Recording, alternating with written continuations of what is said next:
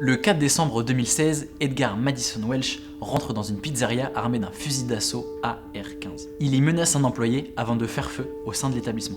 Lorsqu'il se fait arrêter quelques minutes après, il avoue avoir voulu essayer de sauver des enfants esclaves sexuels détenus au sein de l'établissement. Pourtant, une fois que la police a fouillé l'établissement, ils n'ont rien trouvé. Alors comment un homme n'ayant aucun passé violent ni même de casier apparent a pu prendre la décision de faire lui-même justice et de menacer d'innocents employés sans raison apparente? Même si l'utilisation des réseaux sociaux paraît sans doute bénigne et dénuée de toute conséquence, en réalité, elle ne l'est pas. Votre attention, votre image de vous-même et votre image des autres, en réalité, les réseaux sont capables de vous faire du mal et encore pire que ça, ils sont capables de vous le cacher.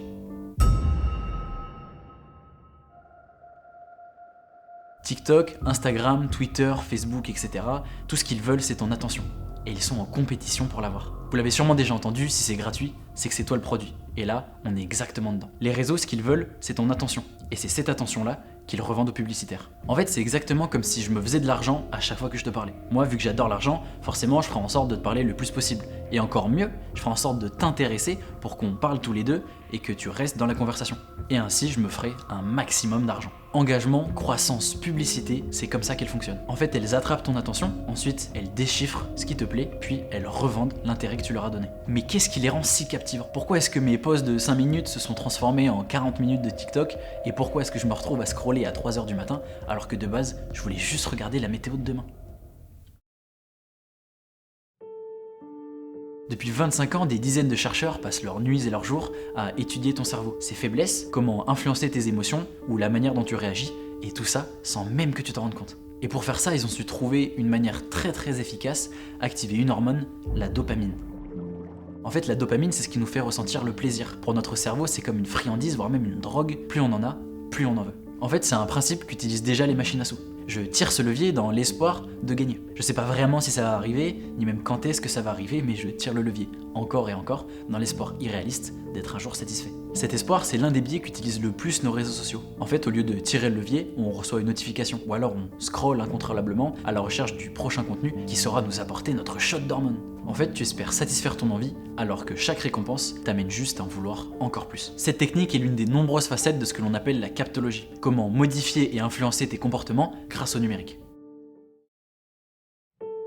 Pourquoi est-ce que je me concentrerais à lire un livre qui va me récompenser que les je sais pas combien de pages? Ou même pourquoi est-ce que je me mettrais à travailler pour avoir ma récompense qu'après de longues heures de dur labeur, alors que je pourrais avoir tous mes shots de dopamine tous les 2 scrolls? Une fois rentré dans cette boucle, il paraît impossible à vous, moi ou n'importe quel autre utilisateur de se dédier à une activité qui ne cherche pas à tout prix à nous garder réveillés. En fait, j'ai découvert une manière de me distraire sans avoir à réfléchir, ni même avoir à me concentrer. Alors pourquoi devrais-je faire autrement? Sans même m'en rendre compte, me voilà incapable de me dédier à n'importe quelle autre activité que de surfer sur les réseaux.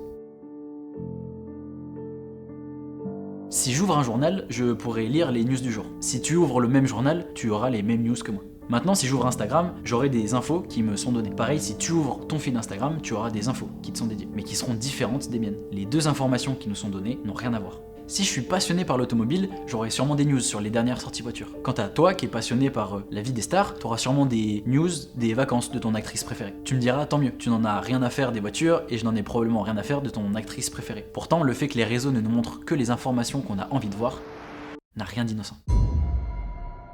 Si Edgar a décidé de rentrer armé dans cette pizzeria, c'est parce que ses réseaux l'ont enfermé dans sa boucle complotiste. Une fois que l'algorithme comprend que tu crois ou t'intéresses à des choses, alors il t'en montre encore et encore et encore et encore, dans le but de garder ton attention. Alors oui, tu es content d'avoir les dernières news de ton actrice préférée. Mais Edgar, lui, il s'est retrouvé enfermé dans sa boucle complotiste et pensait que le monde entier était d'accord avec lui. Ces réseaux l'ont conforté dans l'idée qu'il se faisait et l'ont poussé jusqu'à l'extrême. Plus il s'intéresse à ces complots visant à faire passer des pizzerias pour des façades du trafic d'êtres humains, plus ces réseaux lui en montreront. C'est une boucle qui l'emmènera toujours plus loin jusqu'à un jour passer à l'action.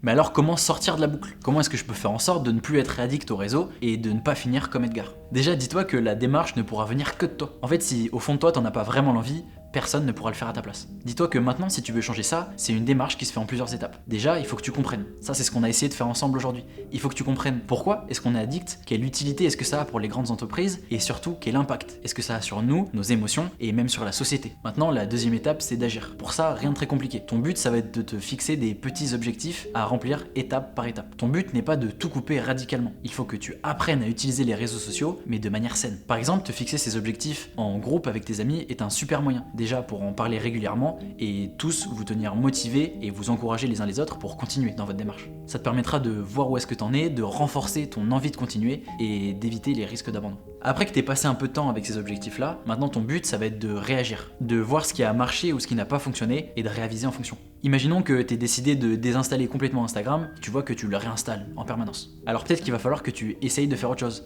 Par exemple, tu peux peut-être le déplacer de ta page d'accueil. Si tu vois qu'il y a quelque chose qui a super bien fonctionné, tu peux essayer de te demander pourquoi. Et alors d'appliquer la même méthode à des points qui ont beaucoup moins bien marché. En fait, le plus important, c'est que tu arrives à trouver ton équilibre pour pouvoir au long terme tenir la démarche.